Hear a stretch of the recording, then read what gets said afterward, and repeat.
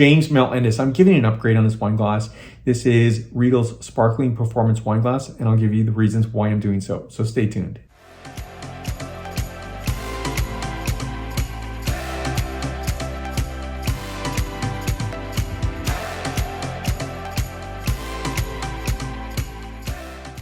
Now, before I get started, please give a like, subscribe to this channel. Some highlights on why I'm giving this an upgrade is when I compared and calibrated against several other wine glasses, the performance on the performance wine glass was quite outstanding. And I looked at several factors and I thought, well, there's some aspects, and I'll tell you what I don't like about the wine glass. This is something that I calibrated against another wine glass. In fact, it's another, I would say, somewhat similar type wine glass in terms of this is described as a tulip-shaped glass. It is not. So this will have its own review.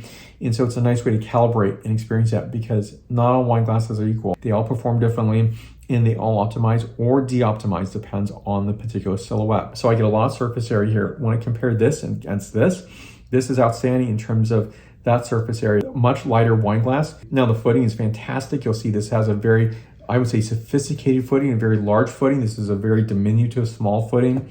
And it's not just footing, it's about how they perform.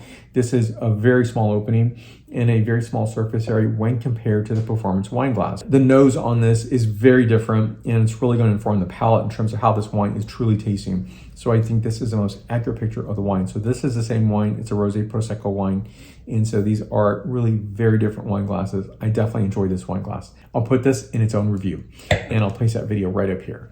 So when I think of a wine glass like this, it really has all the things I want. Of course, Riedel does a great job in terms of a very sophisticated design. So if you're serving for appetizers or something to enjoy a sparkling wine, this definitely is absolutely beautiful. So the footing's very large, looks great on a table setting.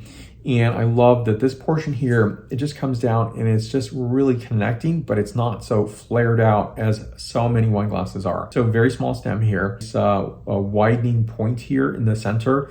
And ultimately, it definitely helps me to understand this wine. Now, if I look at the price point, this is expensive when compared to the other wine glasses. This is about $45 a stem to being served in one of the best sparkling wine glasses.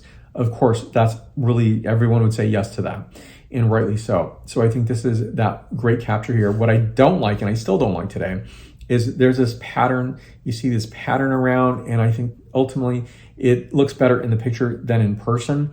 It definitely has, I would say, distortion when you're looking through it, which I don't like. I don't want to be, having my eye catch something that it doesn't need to. So that's the part where I don't like that. Now, there are other sparkling wine glasses I'll review from Riedel that don't do that. So I think I'll probably like that even better.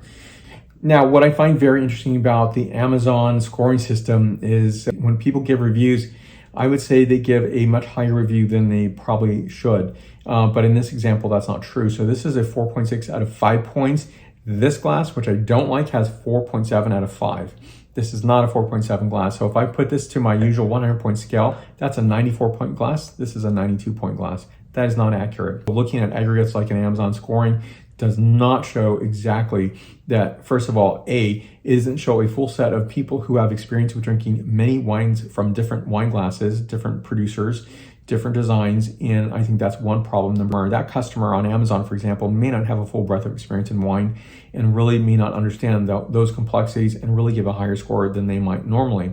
And especially if they're not tasting from another wine glass, and that's the only wine glass they tasted from. So it doesn't matter in the category necessarily. It could be wine glasses or suitcases or shirts or whatever it might be. Now, this is way too low. A 4.6 out of 5 is really 92 points in a 100-point system.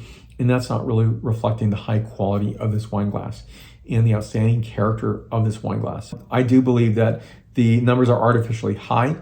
So when I put a very fine champagne or sparkling wine, Prosecco, in this wine glass, how will that characterize? So it will do much better in this, I would say, optimized design compared to one that is not. So ultimately, I give this 94 points out of 100 points. My previous score was 92 points. Now, I will be reviewing another Riedel sparkling wine glass that doesn't have this particular striation on the top. Now, definitely subscribe to see those videos as I produce them. So thank you for watching. Give a like, subscribe to this channel, and I'll be back for more reviews. Santé.